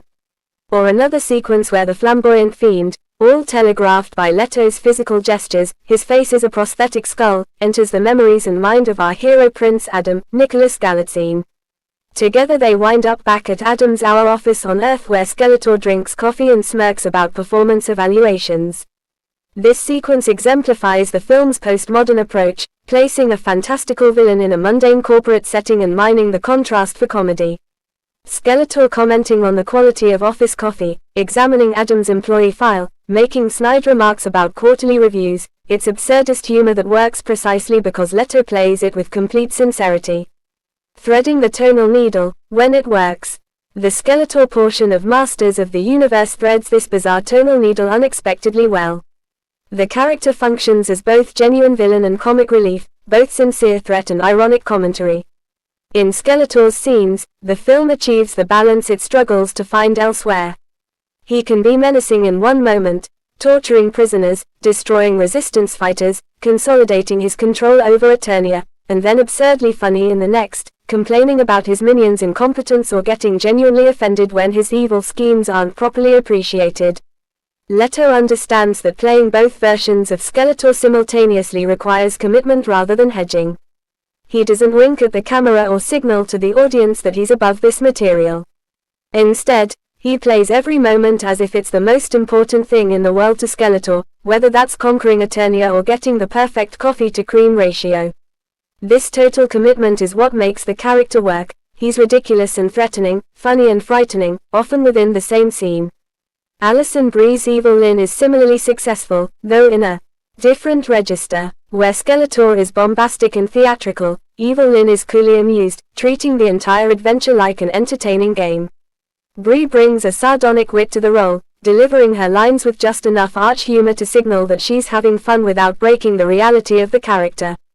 There's an intelligence to her Evil Lyn, a sense that she's several steps ahead of everyone else and finds their struggles charmingly futile. The dynamic between Skeletor and Evil Lyn provides some of the film's best moments. They're partners in villainy but also something like friends, sharing a certain sardonic view of the world. Their banter has genuine wit. These are two intelligent villains who enjoy being evil together. When Skeletor launches into one of his theatrical rants, Evil Lyn watches with barely concealed amusement, occasionally interjecting with dry observations that puncture his grandiosity without undermining his menace. Where the tonal balance fails. Much of the rest of the movie, however, struggles between being the old-fashioned high-adventure 80s movie that Knightsa clearly wants to make and the kind of safe, Marvel-ified movie, and Thor, Ragnarok to put a finer point on it, that Amazon or Mattel so clearly hope the project could turn into. The tension between artistic vision and corporate mandate is palpable throughout, creating a film that never quite achieves the coherence of either approach. The Thor Ragnarok comparison is instructive because that film successfully reimagined a property that had become stale, infusing it with humor and visual flair while maintaining emotional stakes.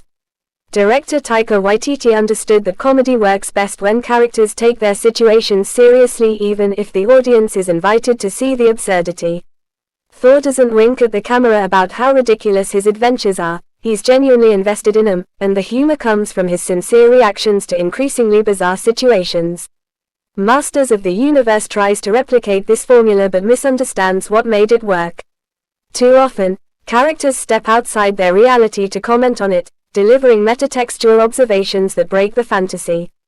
They make jokes about how weird their situation is rather than reacting authentically within that weirdness. The result is humor that feels calculated rather than organic, jokes that land with a thud because they're drawing attention to absurdity rather than finding comedy within committed reality. The Marvel-ification extends beyond tone to structure and pacing. The film is clearly designed as franchise-building exercise, with multiple post-credits sequences setting up future installments, character introductions that feel like backdoor pilots for spin-offs, and world-building that prioritizes future stories over the current one. There's nothing inherently wrong with franchise planning, but it becomes a problem when the film in front of us feels like a trailer for movies that don't exist yet rather than a complete story in its own right. Travis Knight, the nostalgist filmmaker. Knight is a definite nostalgist from the decade of shoulder pads and day glow. A brilliant animator and artist, as demonstrated in his Leica film Kubo and the Two Strings, the director's only other live-action movie is also the lone good Transformers flick, Bumblebee. These credentials are significant. Knight has proven he can make emotionally resonant family entertainment that doesn't condescend to its audience, that can balance spectacle with character, that can find genuine heart in material that could easily become cynical product. Kubo and the Two Strings is a masterpiece of stop-motion animation, a visually stunning fable about storytelling, memory, and family. It takes its fantasy premise completely seriously, building a coherent magical world with its own internal logic and cultural specificity. The humor in Kubo comes from character dynamics and specific observations, not from undercutting the reality of the world. It's sincere without being saccharine, entertaining without being empty. It's the kind of film that trusts its audience to engage with fantasy on its own terms. Here was a big-hearted throwback to Steven Spielberg-produced Amblin Entertainments of the 1980s. Granted, Spielberg produced all the Transformers movies in the 2000s as well, but if Bumblebee had gotten to the screen before Michael Bay turned that brand into something a lot more noxious and brain-dead, our modern idea of what Autobots might be different today. Bumblebee succeeded precisely because Knight understood that Spielbergian entertainment works through emotional authenticity, through characters we care about going on adventures that matter to them. The Amblin model, films like E.T., The Goonies, Back to the Future, balanced wonder and humor, adventure and heart. They could be funny without being cynical, exciting without being exhausting, fantastic without being incomprehensible. They trusted that audiences, including children, could engage with sincere emotion and genuine stakes. They didn't need to constantly reassure viewers that they were too smart for their own premises. One senses that Knight wishes to do the same with Masters of the Universe, another cartoon that children of the 80s hold dear alongside their Transformers and G.I. Joe.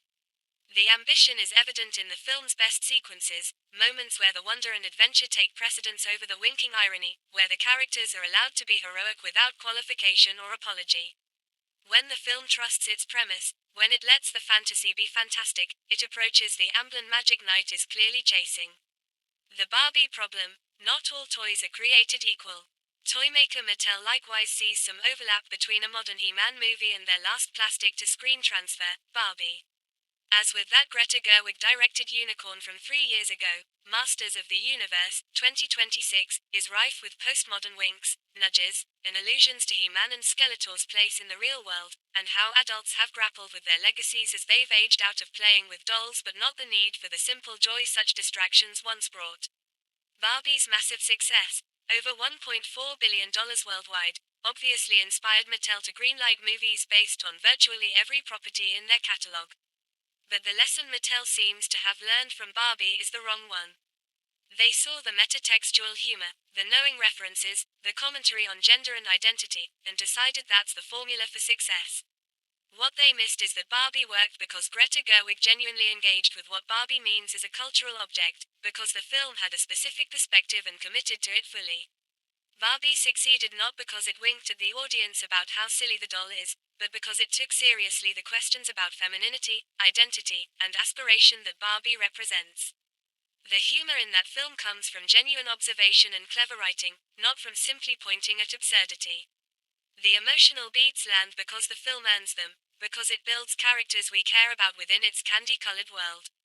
It's metatextual, yes, but in service of actual themes and ideas, not just as a defensive posture against potential mockery.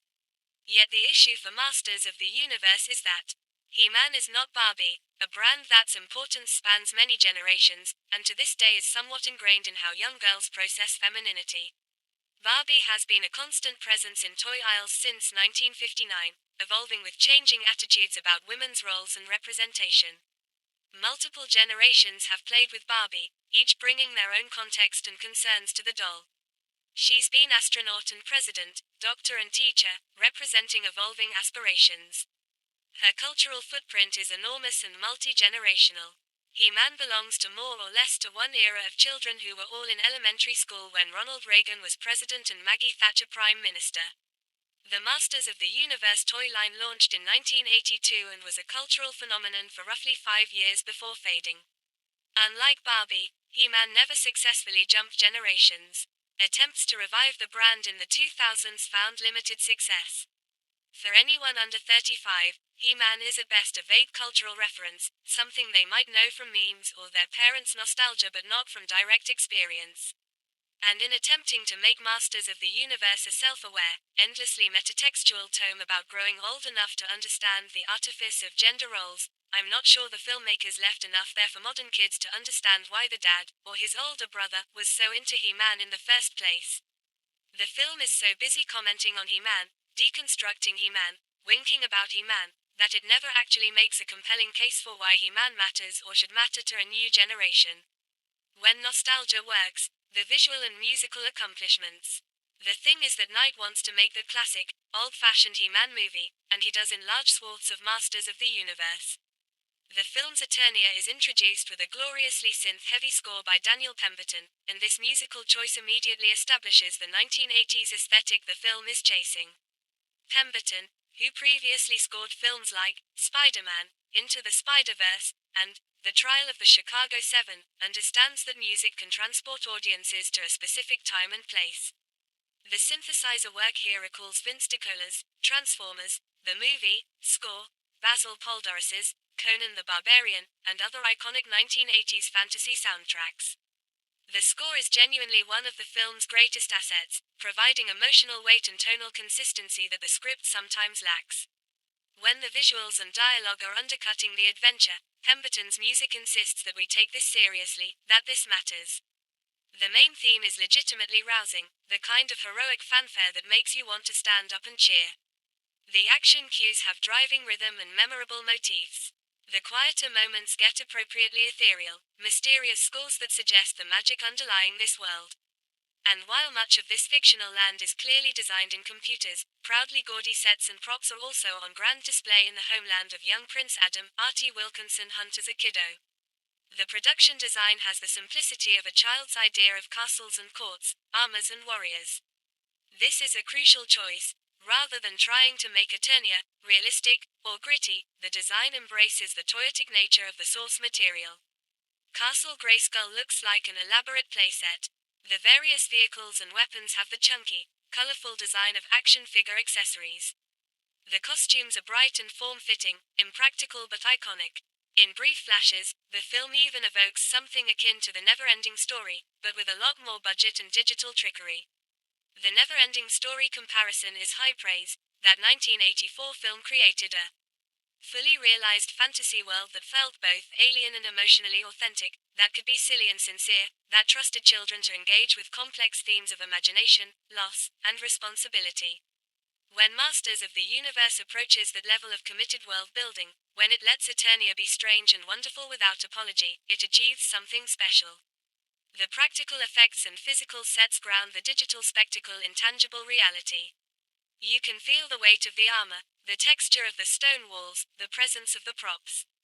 This tactile quality was essential to 1980s fantasy filmmaking. Before CGI dominance, everything had to be built, and that physical presence added weight and believability. By combining modern digital effects with old-school practical work, Masters of the Universe at its best captures the feel of 1980s fantasy while delivering 2020's spectacle. The rushed opening, establishing stakes without earning them. However, the status quo of this lifestyle is quickly overthrown. We spend only enough time with Adam at his youngest to establish that his father King Randor, James Purefoy, thinks his son is too soft. So he commands his master-at-arms Duncan, Idris Elba, to make a man out of him. This opening sequence is the film's first major misstep. It tries to establish emotional stakes and character relationships in a handful of scenes, rushing through what should be the foundation of the entire story. The father-son dynamic between Randor and Adam is clearly meant to be the emotional core of the film. Adam's entire journey is about proving himself to his father, about reconciling different ideas of masculinity, about becoming his own kind of hero rather than the warrior his father wants him to be. But we barely get to know Randor before Skeletor attacks. We see that he's disappointed in Adam, that he values martial prowess, that he has rigid ideas about manhood, but we don't feel the weight of this relationship. We don't see moments of connection alongside the disappointment, don't understand what Adam is losing when he's separated from his father. That education, along with that of Duncan's daughter Tila, first heir Farrell, but mostly Camila Mendez, is interrupted when Skeletor invades and conquers Eternia. Young Adam only escapes because his power sword takes him through a wormhole to Earth. The fall of Eternia should be genuinely tragic, a catastrophic loss that haunts Adam throughout the film. But it happens so quickly, with so little time spent establishing what's being lost, that it doesn't resonate emotionally. We see destruction and defeat, but we don't feel it. The rushed opening also fails to establish Eternia as a place worth saving. We get visual spectacle. The castles and kingdoms look impressive, but not cultural specificity or emotional attachment. What makes Eternia special? What will be lost if Skeletor's conquest is permanent? What are the people like, the culture, the values? These questions go unanswered because the film is in too much of a hurry to get Adam to Earth, to jump forward in time, to get to the story it actually wants to tell. The time jump, narrative efficiency or character neglect. We then cut hard to modern day where Adam is now a late 20-something adult who somehow adjusted well enough to Earth that he has a decent, if dull, job in a local firm, a sassy roommate at home, and some kind of dating life, but still not so well adjusted that he can understand why every girl he meets practically gallops to the nearest tuba after he starts chatting about magic swords, fallen kingdoms, and a green CGI cat that can talk. This time jump does significant narrative work, aging Adam into the action hero the film needs while also setting up the fish-out-of-water comedy of a fantasy prince working in corporate America. But it also creates massive gaps in our understanding of the character. How did 10-year-old Adam, suddenly transported to Earth with no resources or support, survive? Who raised him? How did he get through school, get a job, build a life? Did he spend those years searching for the sword? Did he try to find a way back to Eternia? Did he think his memories were real or convince himself they were childhood fantasies? These aren't trivial questions, they're the substance of character. How Adam spent those intervening years would tell us everything about who he is, what he values, how he's coped with trauma and displacement. The film treats this period as dead time, skipping over it to get to the plot, but in doing so it skips over essential character development. We meet adult Adam fully formed, with no understanding of how he became this person. Obviously that time jump is doing a lot of work to move this narrative along, but it cannot smooth over the tonal dissonance of a film that wants to be a gee-whiz adventure story and also a sheepish self-satire about many adults' inability to put childish things away, including constructs like a regressive view of masculinity that Adam holds onto despite also being a nice millennial boy. Or Peter, depending on your disposition. The film wants Adam to represent both sincere heroic aspiration and commentary on toxic masculinity, to be both the hero of a straightforward adventure and a critique of what that kind of hero represents. This is theoretically possible. Plenty of stories have deconstructed heroism while still delivering satisfying hero journeys. But it requires careful balance and clear perspective, neither of which the film consistently maintains.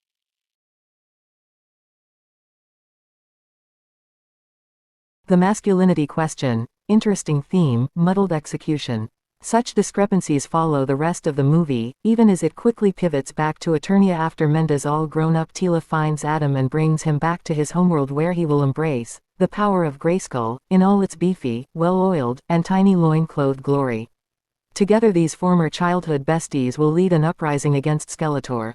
The question of what it means to be a man runs throughout the film, sometimes thoughtfully, sometimes clumsily. Adam has been raised with one model of masculinity from his father: strength, dominance, martial prowess, emotional stoicism. His time on Earth, particularly working in HR, has exposed him to different values: empathy, communication, emotional intelligence, conflict resolution. The film wants to argue that these softer qualities are actually strengths, that Adam can be a different kind of hero than his father expects. This is genuinely interesting thematic territory, especially for a property that originally embodied such an extreme version of 1980s muscular masculinity. He-Man was the ultimate power fantasy, a character who solved problems by being bigger and stronger than everyone else. Reimagining him for an era more skeptical of traditional masculine ideals could yield compelling storytelling. But the film never fully commits to this theme. It raises the question of different masculinities, but it doesn't actually follow through. Adam's HR skills and emotional intelligence are occasionally useful in minor ways, but they're not what ultimately wins the day. The climax still comes down to physical combat, to He-Man being stronger than Skeletor. All the talk about empathy and communication proves to be window dressing on a fundamentally traditional action climax. When the adventure works, Simple pleasures of fantasy. When Masters of the Universe works, it works fairly well as a child fantasy. This is, again, a property originally designed to sell toys with simple wish fulfillment sequences where a nebbish young man turns into Conan the Barbarian, minus the pillaging and violence bits. There's primal appeal to this transformation fantasy, the idea that you contain hidden power, that you can become your best self, that you're secretly special. Every awkward kid who felt weak or overlooked could identify with Adam and dream of their own transformation. The film captures this wish fulfillment effectively in its best moments. When Adam first grasps the power sword and transforms into He-Man, there's genuine thrill to the sequence. The music swells, the lightning crackles, the muscles bulge, and suddenly this uncertain young man becomes a confident warrior. Nicholas Galitzine sells both sides of the transformation, Adam's uncertainty and He-Man's assurance, making the contrast meaningful. In some respects, Galitzine is a better actor than the material calls for, but is more than able-bodied to be a glistening stand-in for ancient ideals of strength. He commits to the physical demands of the role, clearly having put in significant gym time to achieve the requisite physique. But he also brings actual acting craft to both versions of the character, finding distinct body language and vocal patterns for Adam and He-Man. He makes them feel like different people inhabiting the same body rather than just a costume change. He and Mendes adopt the ridiculous, form-fitting attires of the source material and credibly carry off characters who alternate between sword fights with goblins and laser shootouts between flying aircrafts. It's like watching supremely fit Olympic athletes doing a Star Wars-flavored Wheaties commercial. This is not necessarily a criticism, there's pleasure in watching beautiful people do incredible things in fantastic settings.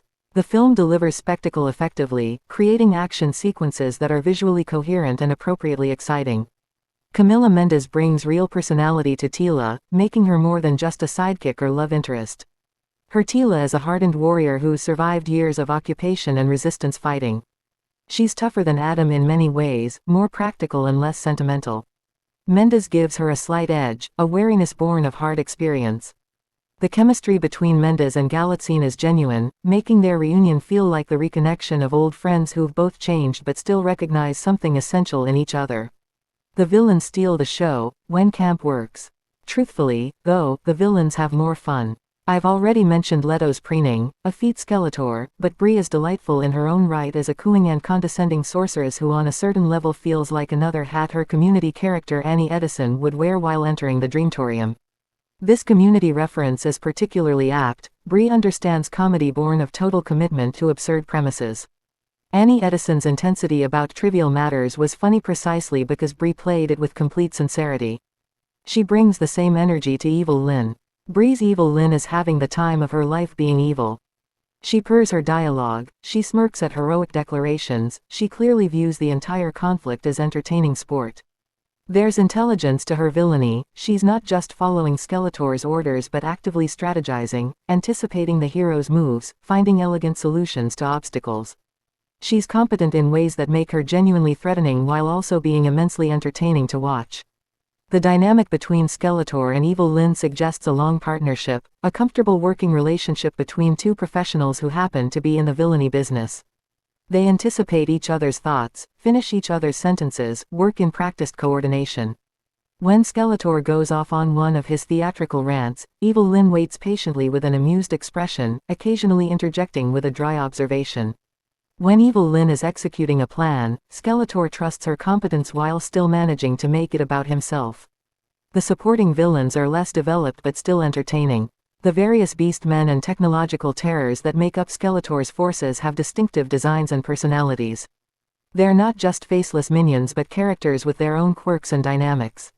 The film finds comedy in their interactions, their complaints about working conditions under Skeletor's tyranny, their attempts to curry favor with their masters. The family entertainment that could have been. It's still debatable whether children of today care about He-Man, but if the movie went all in on attempting to win them over, there's a sweet if jejune family entertainment here with plenty of beef and cheesecake on the side. Strip away the meta-textual commentary, the ironic distancing, the constant winking, and you have the bones of a straightforward fantasy adventure that could work for family audiences. The core story is solid. A young hero must overcome his insecurities, reclaim his heritage, and save his homeland from a tyrannical villain. Along the way, he reconnects with old friends, discovers his true strength, and learns what it really means to be a hero. This is classic monomyth territory, the hero's journey that has powered storytelling for millennia. It works because it taps into universal experiences and desires. Children don't need ironic distance or meta-commentary to enjoy fantasy. They can engage with sincere heroism, clear stakes, and straightforward adventure. What they need is characters they can invest in, a world that feels coherent and lived in, action that's exciting without being incomprehensible, and emotional beats that resonate without being saccharine. Masters of the Universe has all these elements in place, they're just constantly being undercut by the film's inability to commit to them.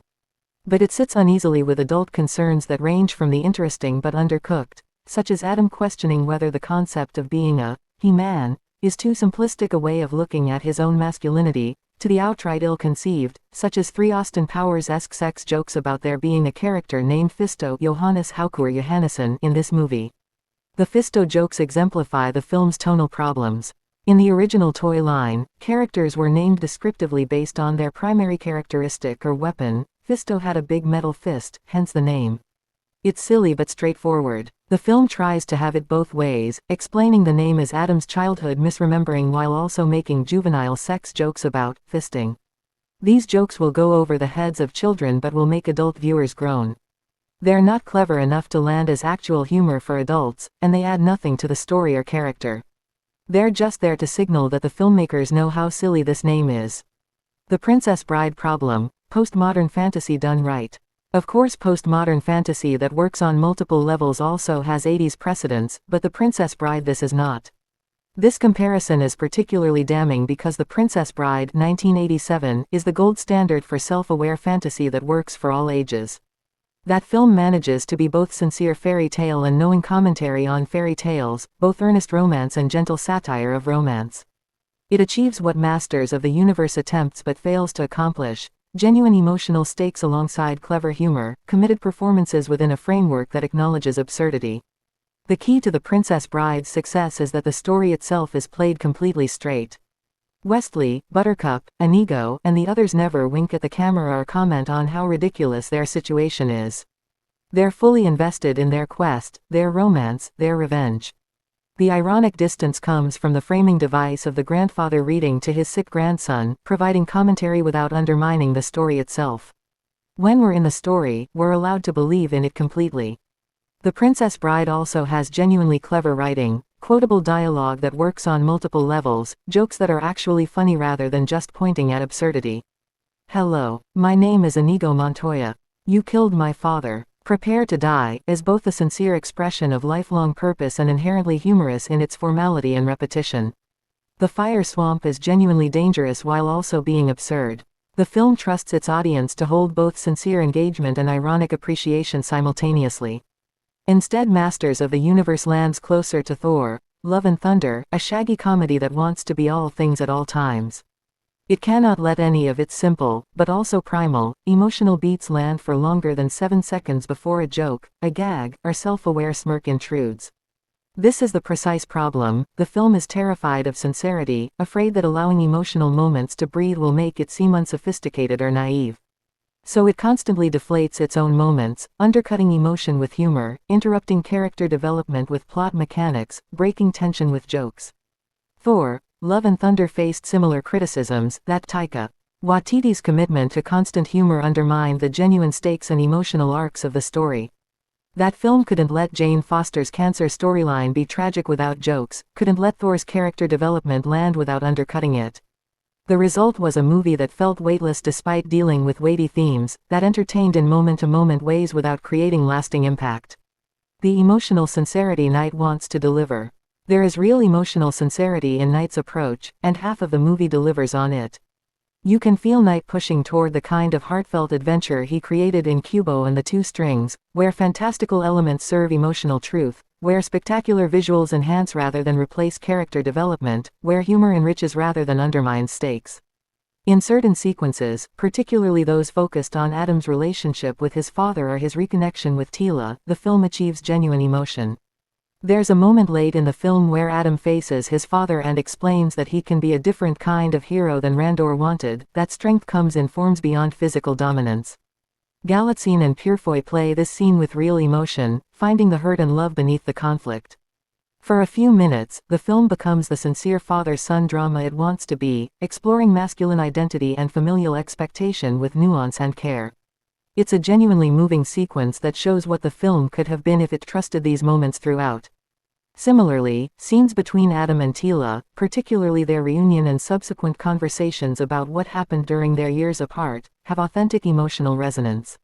Mendes and Galitzine create believable history between these characters, the comfort of old friendship mixed with the wariness of time and change. Tila has become harder, more cynical, Adam has remained more idealistic despite everything. Their different paths and eventual reconnection could have been the emotional center of the film. The other half caters more to an adult audience that perhaps needs to let go a little. Let the kids enjoy the toys, lest they become museum pieces. This is the core wisdom the film itself fails to embrace. By making Masters of the Universe primarily about adult nostalgia and commentary on that nostalgia, the film risks making He-Man into exactly what it fears, a museum piece, an artifact of the past that can only be appreciated ironically, something to be examined rather than enjoyed. Children don't care about your complicated relationship with 1980s toys. They don't need constant reassurance that the filmmakers are sophisticated enough to recognize absurdity. They just want adventure, want heroes to root for, want clear stakes and exciting action and emotional payoff. By trying so hard to appeal to nostalgic adults, the film may have failed to create new young fans who will carry He-Man forward. Masters of the Universe is ultimately a frustrating experience because the good movie keeps peeking through. When it commits to sincere adventure, it delivers. When it lets the villains chew scenery, they're delightful. When it trusts its emotional beats, they land. But these moments are constantly interrupted by the film's inability to fully commit to any single approach, its fear of being seen as unsophisticated, its corporate mandate to be all things to all demographics. Travis Knight has made better films, and he's clearly trying to make a better film here. The craftsmanship is evident in the production design, the action choreography, the visual effects. The care shows in the casting choices, the score, the practical effects. But Knight's vision is in constant conflict. With the studio's vision, the nostalgic adults' expectations, the desire to launch a franchise, the need to justify that massive budget. Jared Leto and Alison Brie steal the movie as Skeletor and Evil Lyn, finding the perfect balance between camp and menace that the rest of the film struggles to achieve. Nicholas Galitzine and Camila Mendes do admirable work as Adam and Tila, creating characters worth investing in despite the script's inconsistencies. The technical craftsmanship is generally strong, with particular praise due to Daniel Pemberton's score and the practical costume and effects work.